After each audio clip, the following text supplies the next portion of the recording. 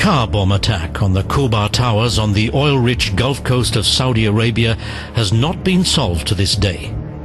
In June 1996, it left 19 Americans dead in the housing complex of the United States Air Force Base in Dhahran. According to rumors, Al-Qaeda was behind the attack. The Saudi government, however, obstructed the investigation as they didn't want to admit the existence of Al-Qaeda networks in their country. The attack on the World Trade Center in New York City on September the 11th, 2001 seriously embarrassed the Saudi government. The Saudi authorities attempted to deny the involvement of 15 Saudi citizens. In May 2003, a new phase in the conflict with Al-Qaeda began. In Riyadh, 9 terrorists managed to enter 3 compounds, mainly inhabited by foreigners, and detonated car bombs. 26 people died, among them Americans and Saudis.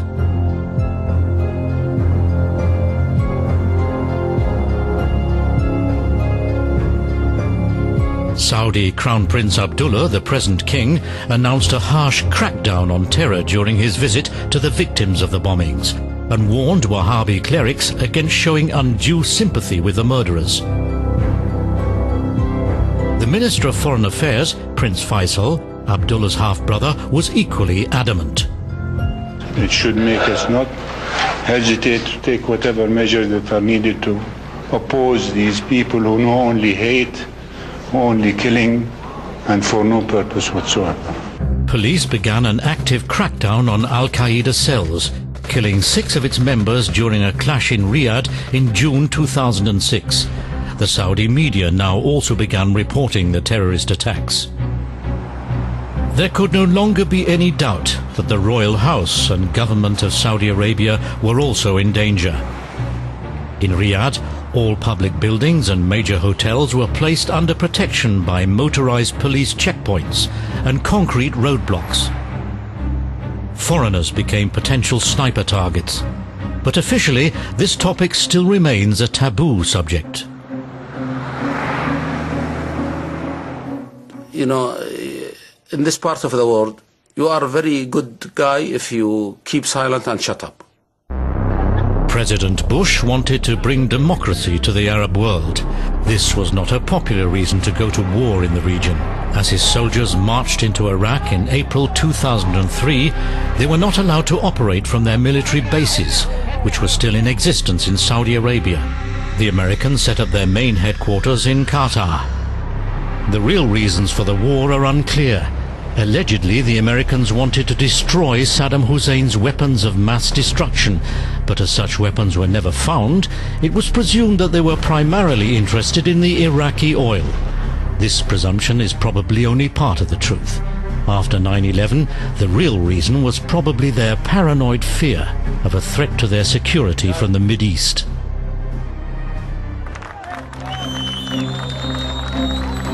In the beginning, the residents of Baghdad celebrated the expulsion of Saddam Hussein as liberation and toppled his statue from its pedestal. Like the Americans, they were blissfully unaware that this victory would mean the disintegration of their state and the destabilization of the Middle East.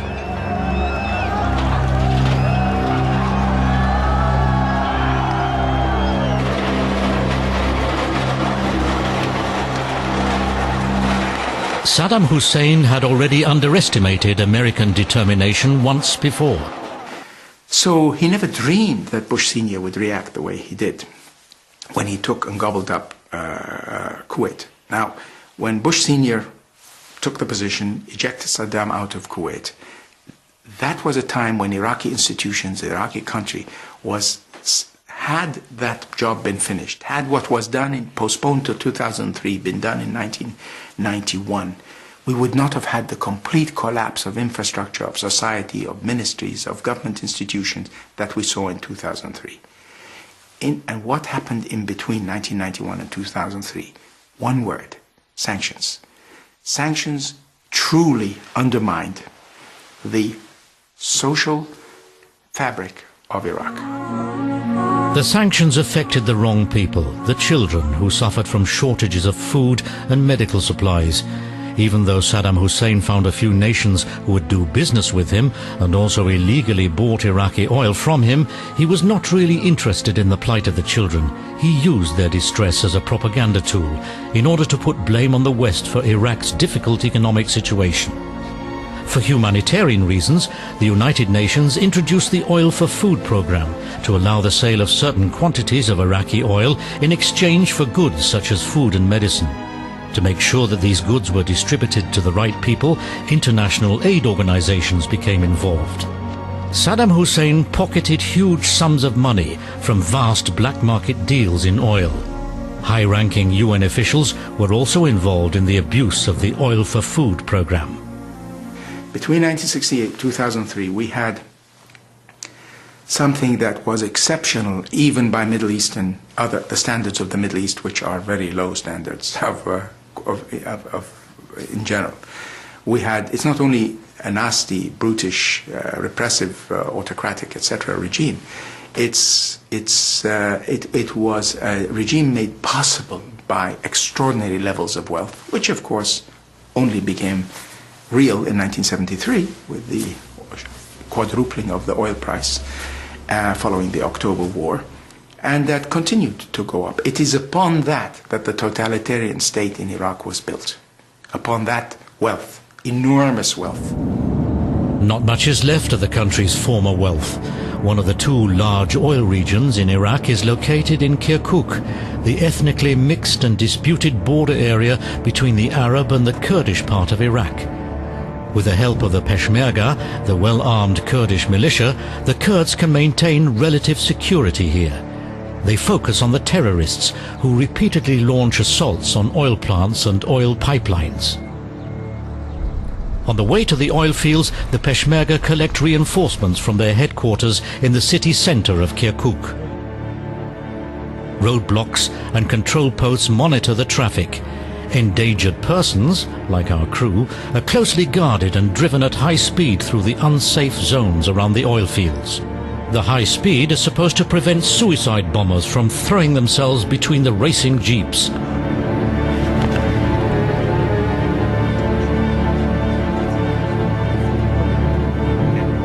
The team has to film from the moving car, as the Peshmerga cannot even guarantee their safety within the cordoned-off area.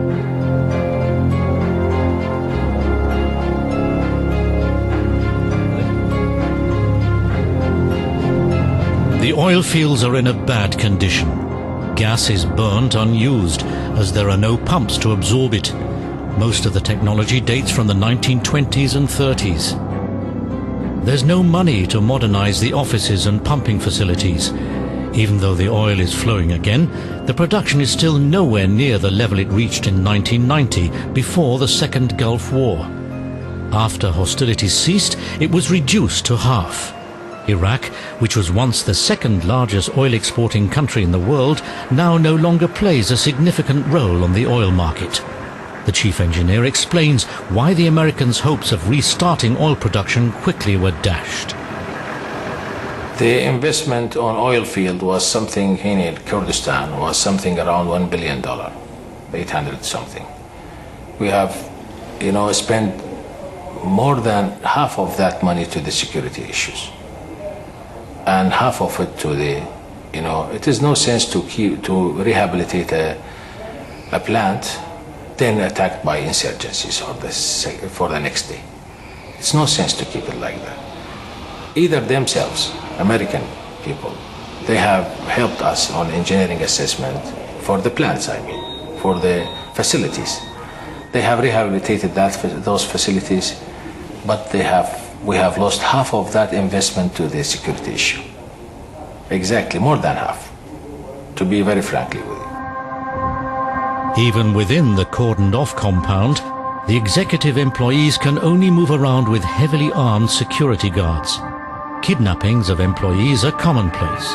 The attacks on the oil fields are sometimes carried out by their own employees.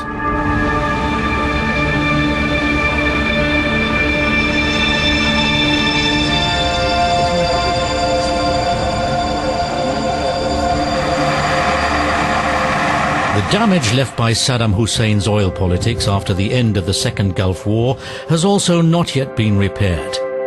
He encouraged increased oil production more than he was able to sell due to the sanctions, even during the Oil for Food program. The surplus oil had to be pumped back into the wells. Now, the current situation is 350, only 350,000 barrels per day.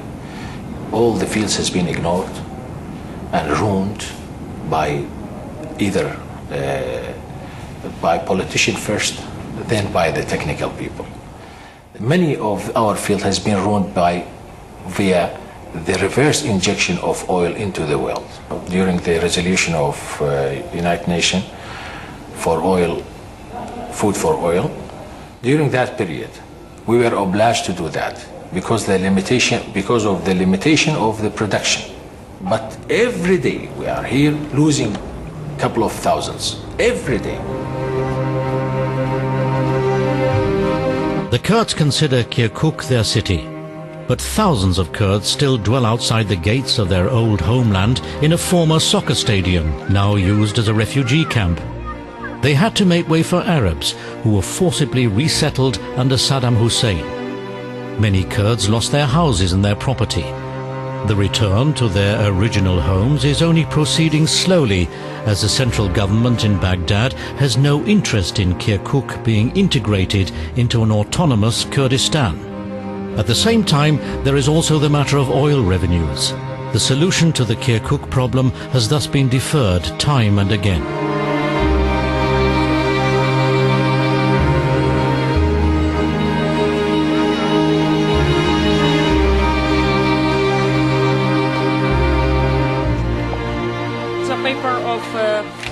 Ala Taliban, a former member of the Iraqi parliament in Baghdad, is categorically asking for help for the expelled Kurds of Kirkuk.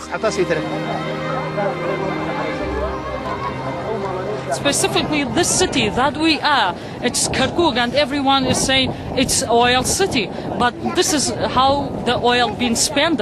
This is the services that we have, and these are the families. I don't think that anyone in the world expect that the oil money has been spent for getting the life of the Kirkukian people, at least to get better. For me and for the others, this is what we know. This is the reality, and this is the only fact that we know. The oil money, the income from the oil, it has been always used for buying weapon, for buying mass destruction weapon, and to kill us. We were tortured constantly. One day was worse than the next.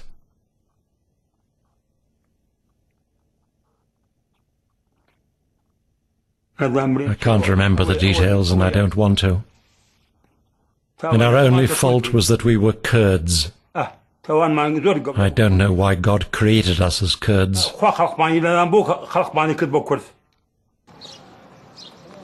The mayor of Kirkuk, a Kurd, holds office in a building with a double security wall. The people of Kirkuk are very disillusioned that oil never brought them any prosperity. Quite the contrary. It was why they've been persecuted and discriminated against. We've never profited from the oil wealth. Never, ever. Because of oil, our town and our country have suffered greatly, with chemical weapons being used against us. With the money from oil sales, weapons of mass destruction were manufactured and purchased. And with that money, wars were fought against us and our neighbors. Oil brought us no prosperity, only destruction and misery. Therefore, since I've been mayor, we've striven to prevent our being discriminated against any longer, and to ensure that these oil revenues will benefit us in the future. Since 1991, the Kurds have been able to regain control of their region to a large extent. Having declared it a UN safe haven, Allied American and British air power protected the Kurdish zone from Saddam Hussein's attacks.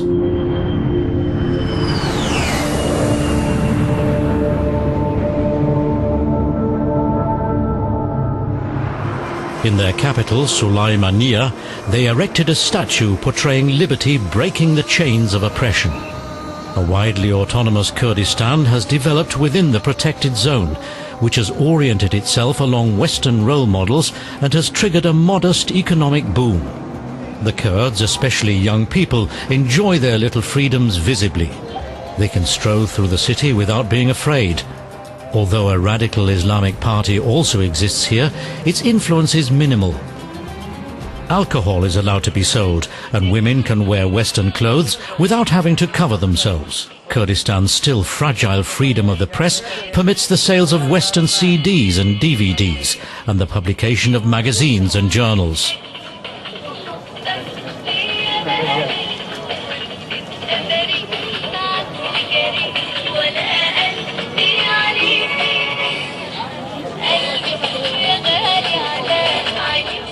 Pictures of Jalal Talabani, the popular head of the Talabani tribe of the same name, and the president in Baghdad are also on offer. It was the peace agreement between the two rival Kurdish clans, the Talabani and the Barzani, which made possible the economic boom in the region. By joining forces against Saddam Hussein, the Kurds learned that they must not fight one another. A rekindling of the old feud would dash all hopes of developing Kurdistan into a blossoming community. The biggest obstacle at the moment is the oil and gas shortage. Kurdistan receives only a limited share of Iraq's oil subsidies. Fuel has consequently been rationed. Long lines at the filling stations have become a regular occurrence. Access to petrol pumps is strictly regulated to prevent people from jumping the queue.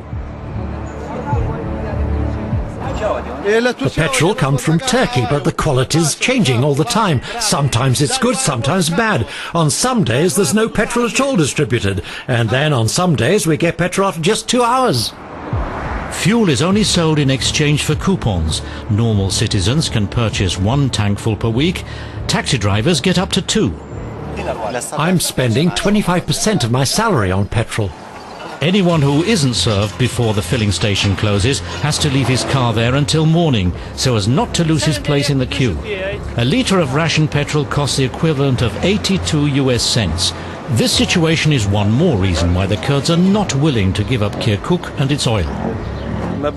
I believe that as long as the Kirkuk problem remains unresolved, we don't have all our rights.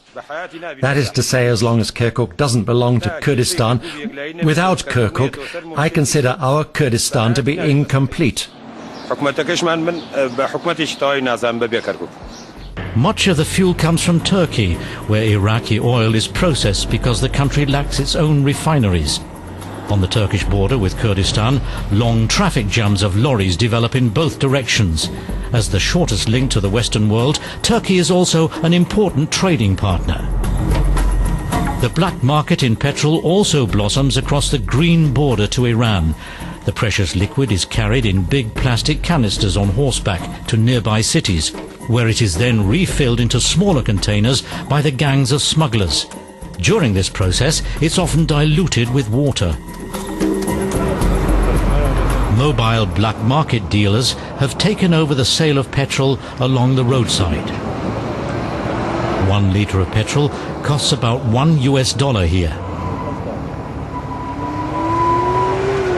Smuggled fuel from Iran has a bad reputation.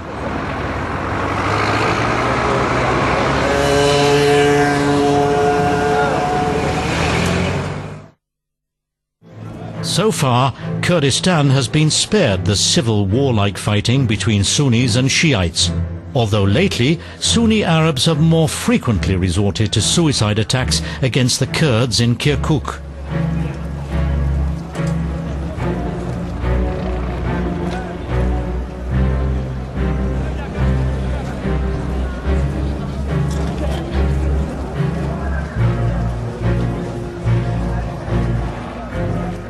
This is the Saddam Hussein turned into Milosevic. The Milosevic who became the arch-Serbian nationalist who whipped up hatreds of Muslims and Serbs is Saddam Hussein who whipped these, Saddam Hussein and the men of his following who lead the insurgency today, who whip up this Sunni ideology. So they turned into, they said to Sunni. Look, the Shiites are out to get you. You have their power is passing to them. They use this to whip up to consolidate their base amongst a smaller section of the population, because they lost the country as a whole.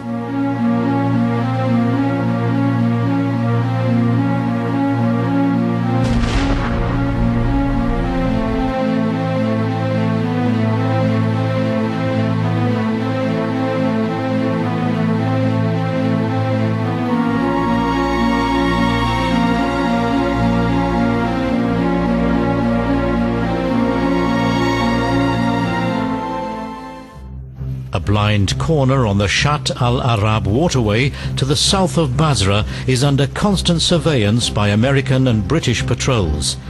Terrorists, but also illegal arms and oil smugglers, operate on Iraq's sole gateway to the Persian Gulf, especially as Iran is very close. The border runs through the vast river mouth of the Euphrates and Tigris. Shiite-controlled Basra is a center of Shiite militia and violent gangs of smugglers. The military guards assess the aerial surveillance information before using speedboats to intercept and board the smugglers' boats.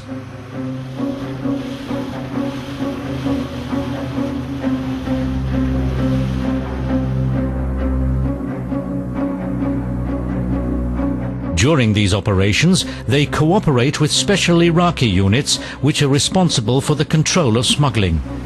In large-scale oil smuggling operations, barges are often used. Their freight is transferred onto bigger boats after they leave the flat waterways. Fishing cutters are also controlled.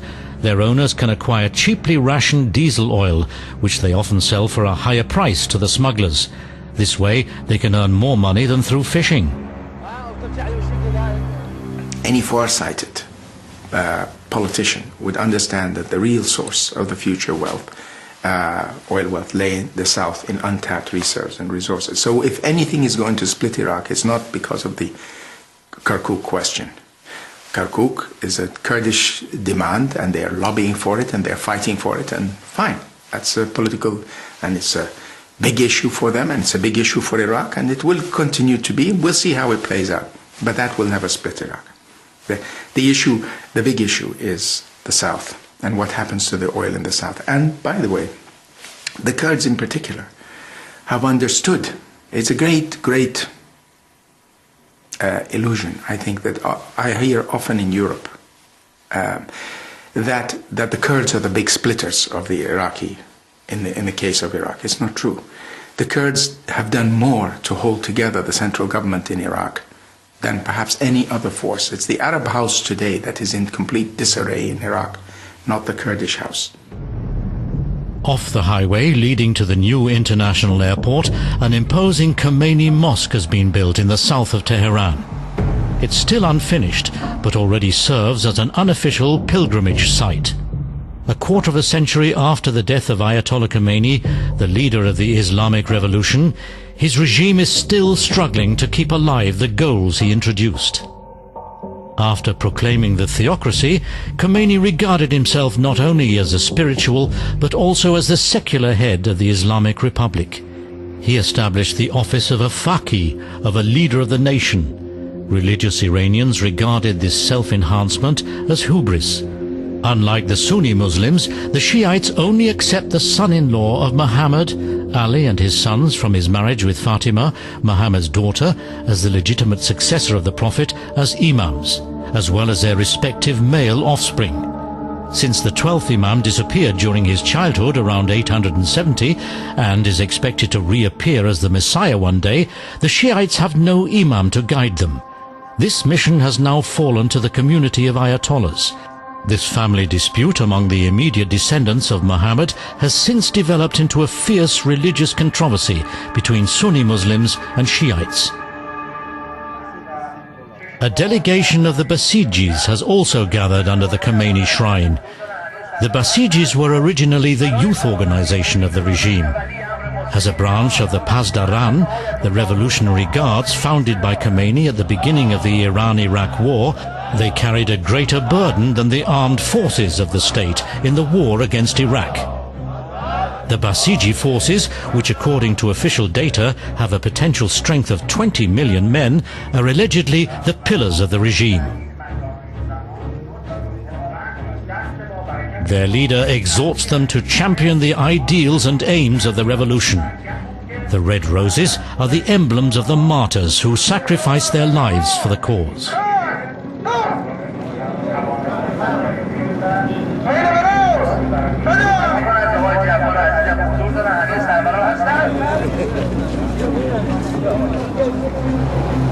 Even more important for Iranians than the struggle for the goals of the revolution is their struggle for everyday life. Downright hardship is rare, but life is difficult. Prices are constantly rising, especially the prices of basic food, even in the bazaars.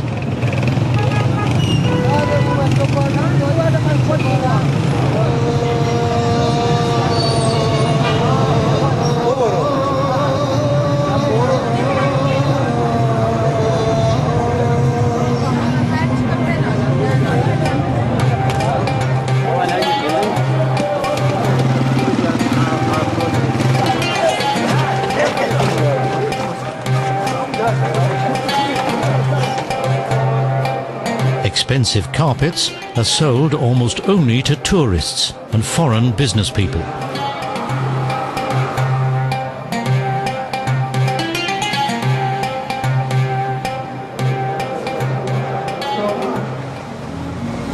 Modeled upon an upscale American-style mall, the luxury complex in North Tehran appears to be part of another world.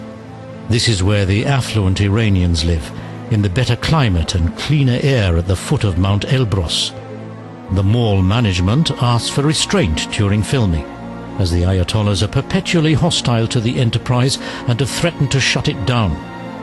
Why this is the case soon becomes clear. Among the visitors are many young women dressed in Western fashions, wearing their headscarves like fashion accessories. The lavish shops mainly sell Western designer brands, including such luxury items as expensive makeup, jewelry and clothing.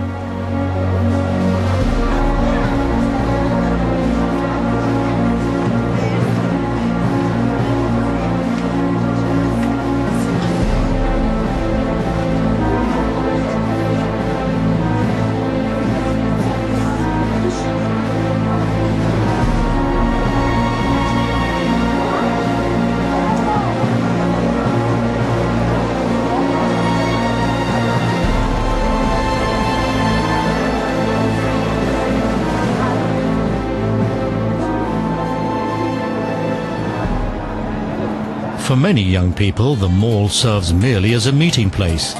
They hang out in the entrance area, where there are cafes and food stands. Here, they can meet their peers, even of the opposite sex. Not exactly easy in Tehran, but not prohibited.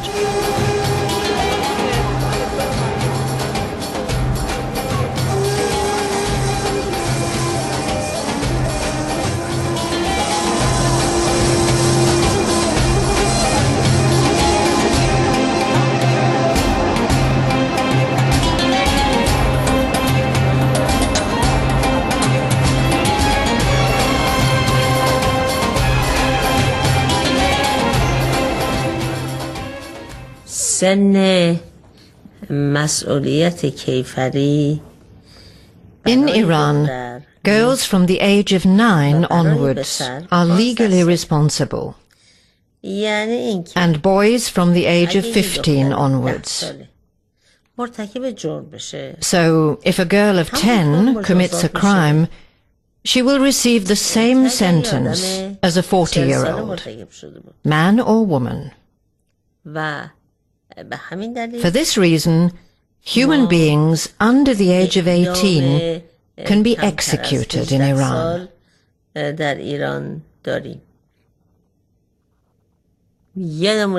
A further example for a bad law is the rule on marriage among minors.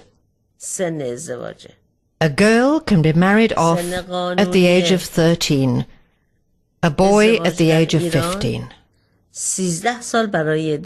I cannot imagine that a girl of 13 is able to cope with married life. که دختر 13 ساله بتونه I want to underline that all these laws were introduced after the Islamic Revolution. توجه داشته باشیم که تمام این قوانین بعد از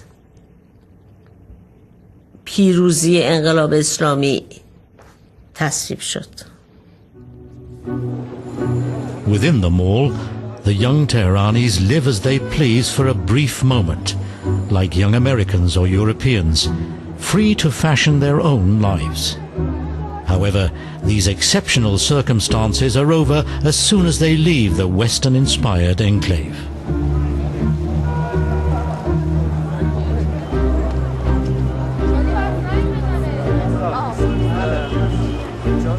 به موجب قانونی که در ایران هست According to Iranian law, every woman, no matter if she is a Muslim or not, Iranian or not, has to wear a headscarf. If she does not, she is punishable by flogging. مجازاتش شلاقه. In Iran, this law has been in force for approximately 27 years. But the majority of women does not approve of this law. In the streets of Tehran, many women wear their headscarf loosely so that some hair can still be seen. It is their sign of protest against the headscarf law.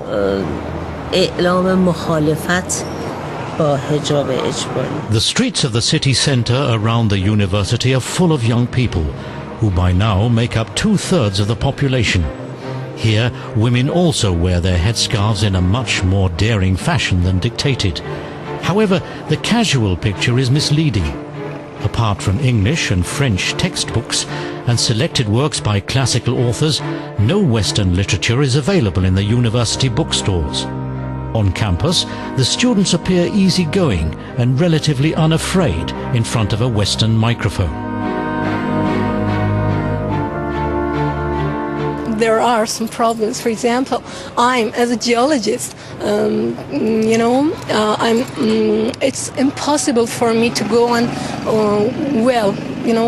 oil well field to, for example, have oil exploration and such of these things. I should just rely on the official work, in the office, and just drawing some maps and some computer works. And there are some limitations for ladies, but we have got used to them. For most, their studies will not necessarily lead directly to a job. Considering the unemployment rate of 20%, prospects for the future are bleak.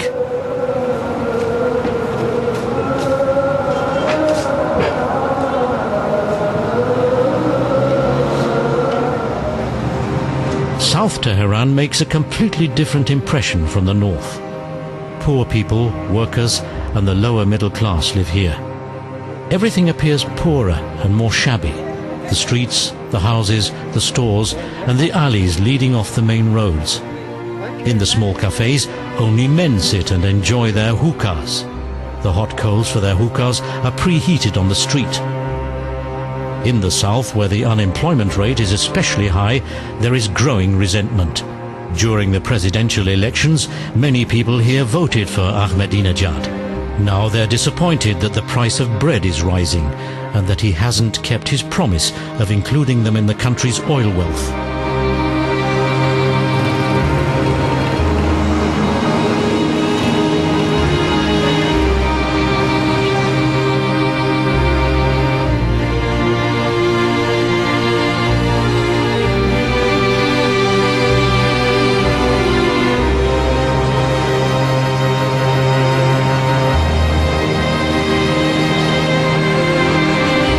In the country, there are virtually no signs of Iran's oil wealth. Masjid Suleiman, where the first oil in the Middle East was drilled 100 years ago, has scarcely profited from the black gold flowing beneath its lands. Oil has been appearing in great puddles on the surface for thousands of years. But here, in the unpaved streets of the outskirts of town, the inhabitants view it as no more than stinking dirt against which they're powerless. Filled with bitterness, a retired employee of the oil company and the municipality leads us into his house, in which the oil is seeping up through the floors and the walls.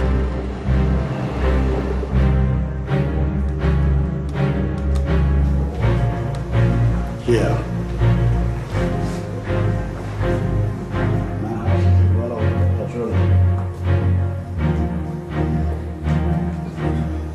1383, we have reported to the company again, and they didn't get action. For 20 years now, he has been asking the state-owned oil company to repair the damage. Nothing has been done. They don't want help to the people, really.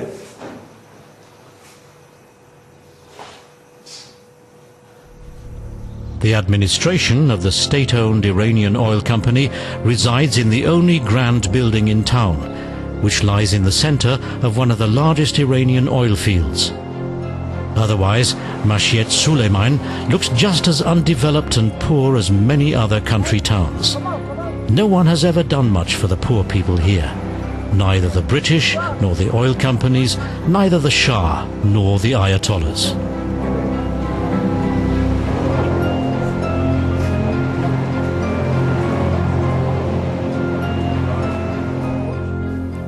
ایران کشور ثروتمندی است. Iran is a rich country. اما متاسفانه Unfortunately, according to the latest statistics, اعلام شده over 10 million people بیش از 10 live below the poverty line. در ایران زیر خط فقر.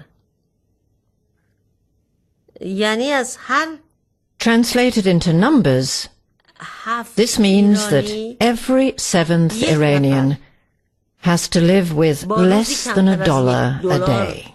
زندگی میکنه. This speaks for bad economic leadership and administration. سوء مدیریت اداری و اقتصادی. Oil did not bring us luck. برای ایران خوشبختی نیاورد. A parking area for trucks near the old refinery on the outskirts of Tehran. The trucks are driven until they break down. The entire traffic infrastructure of the country is outdated.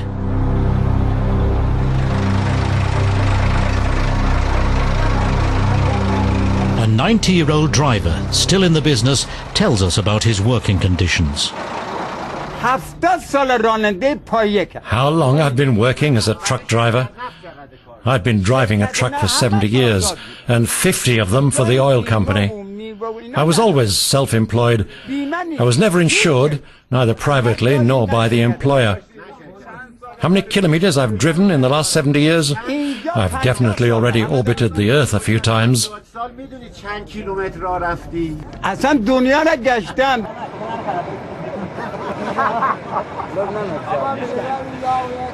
His colleagues discuss the question as to whether they're better off since the Mullah regime has completely taken over the oil business.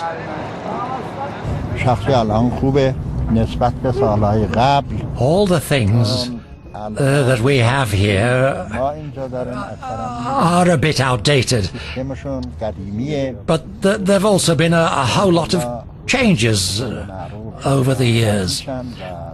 So things are indeed changing for the better.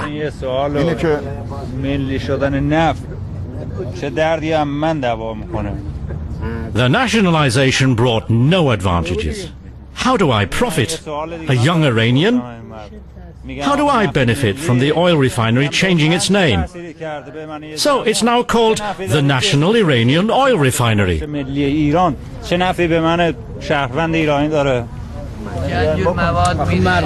What he means is that after all, we're not better off, but quite the contrary, worse. But one just mustn't say that. But we're all Iranians. It affects us all. Oil feeds only a small fraction of the population. Back in 1950, only 0.7% of all employees were working in the oil industry. In 2001, the percentage was still the same. It hadn't changed.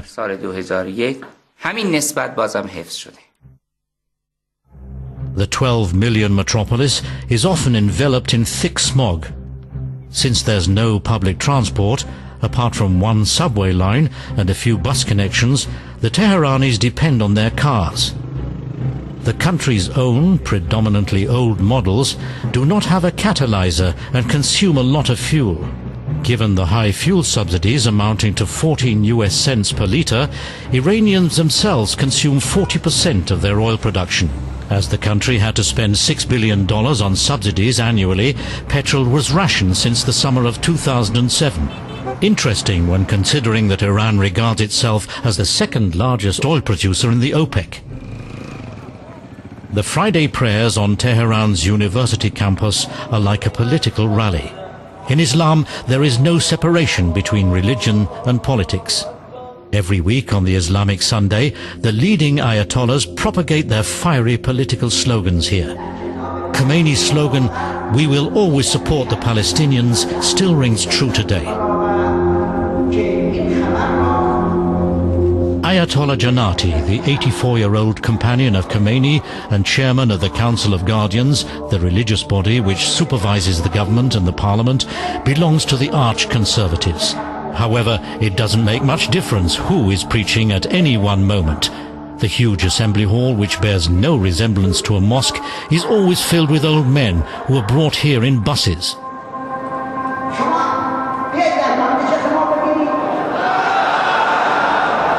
The ritual call, "Down with Israel, down with America," is repeated enthusiastically. The main part of the sermon consists of denouncing the West, followed by the assertion that Iran will never give up its right to uranium enrichment, and the call to Iranians to follow the moral tenets of Islam. Together with the worshippers, the Ayatollah then bows in prayer towards Mecca, whereupon everyone touches the ground several times with his forehead and knees.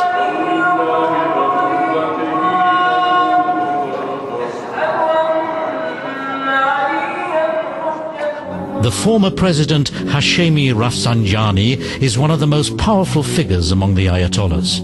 His popularity has suffered following rumors that he is one of the most corrupt figures among the clerical leadership. His private fortune is estimated at $4 billion. The Ayatollahs draw parts of their high income from the so-called foundations. After the Islamic Revolution, all state enterprises from the Shah's time were transformed into foundations controlled by Ayatollahs. They collect high commission fees for issuing authorizations for most economic transactions. Their closest male relatives are often high-ranking managers in both state and privately owned enterprises.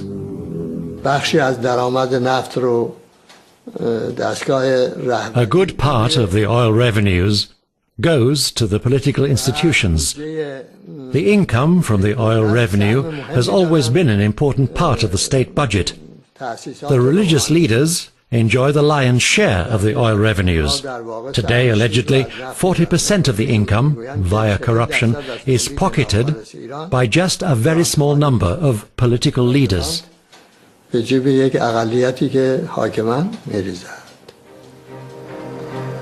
The twin water towers of Kuwait are the symbol of another world. No more than a tiny spot in the desert between Iran and Saudi Arabia, the little emirate has advanced much further towards modernization than its two powerful neighbors. Kuwait owns the fourth largest oil reserves in the region. With the help of its oil riches, it has long repaired its war damage. Today, the bay along the Gulf bears more than a passing resemblance to the French Riviera.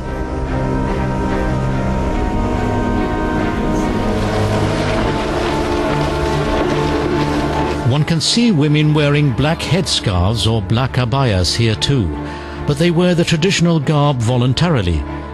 For some time now, Kuwaiti women have had the right to vote and are permitted to drive cars. They're also not as strictly regimented in other respects. For a short time, a woman even holds a ministerial office. One of Masuma al-Mubarak's first jobs is to fight the restrictions of women's rights. On moral grounds, a new law forbids women to work between 8 o'clock in the evening and 7 o'clock in the morning. But still to be in close bodily contact with a man as she teaches him to skate on an ice rink, or even to carry on more than the briefest of conversations with him, would be unthinkable for a woman in the neighboring countries. The family of the ruling sheikh, the Al-Sabahs, retained their ancestral rights, but they have moved towards a constitutional monarchy through the establishment of a parliament. A few years ago in Saudi Arabia, people like the Saudi businessman Al-Juzayr were imprisoned for demanding a constitutional monarchy. I think King Abdullah as a man, he's really the man who has love to his people. But, it is always, one cannot make all the change, unless you have complete system, constitution, and establishments rather than individual become good or become not good.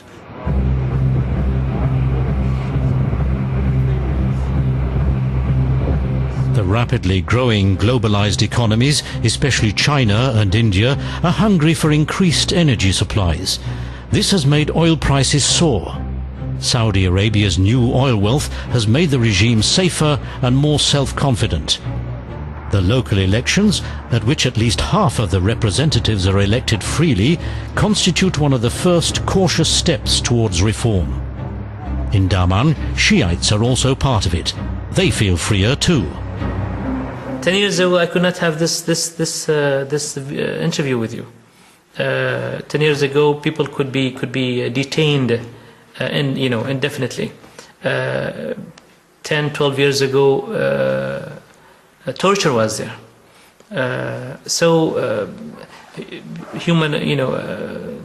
freedom of expression is not there. Before, when you talk over the phone, you would be afraid. Now, so things have improved. Saudi Arabia is still a rigidly governed, centralized country. Even in big cities such as Daman, the local government has very little power, and the local parliament even less. This is not municipality council in the Western sense, or in most of the world sense. It is a Saudi type of council where you get involved in cleaning, the streets, the garbage collection, the streets themselves inside the cities, gardens, very limited issues. You don't get involved in the, for example, in health issues or education issues in the area in the cities you are in. So it's not like when you become a mayor or a part of the municipality council where you get everything is under your power. No, here you are only involved in the municipalities, pure municipalities things. As I said, cleaning, gardening, and streets. So it is limited. Plus, it is not final until the minister looks at it. I mean, he could veto your decisions. Every year during a national holiday, the unity of the clans is celebrated in Riyadh.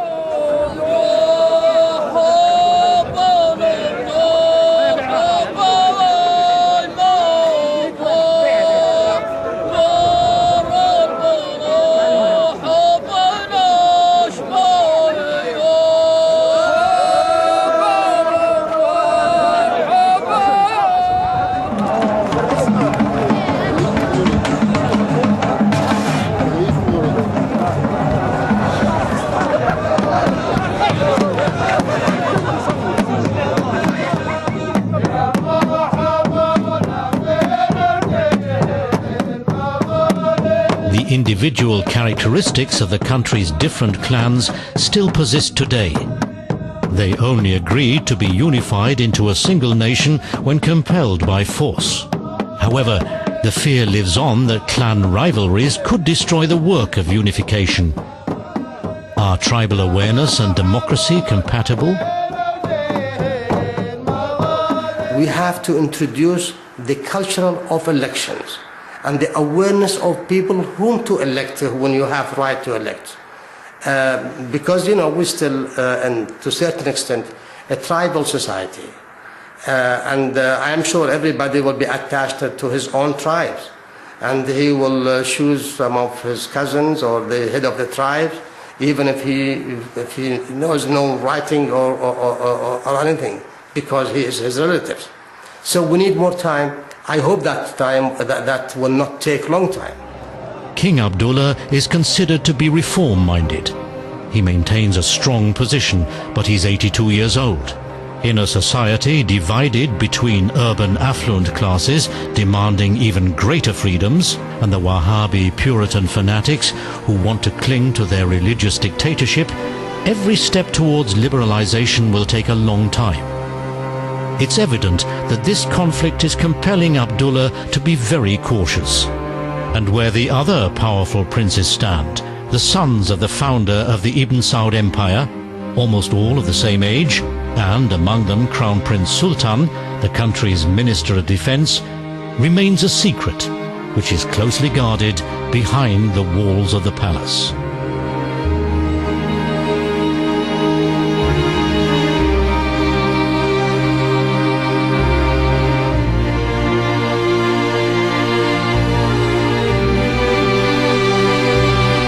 On Wednesday night at 9, as part of Reading Week, we delve into the world of Harry Potter and the crazed fans who've taken their love of JK's books to a whole new level in We Are Wizards.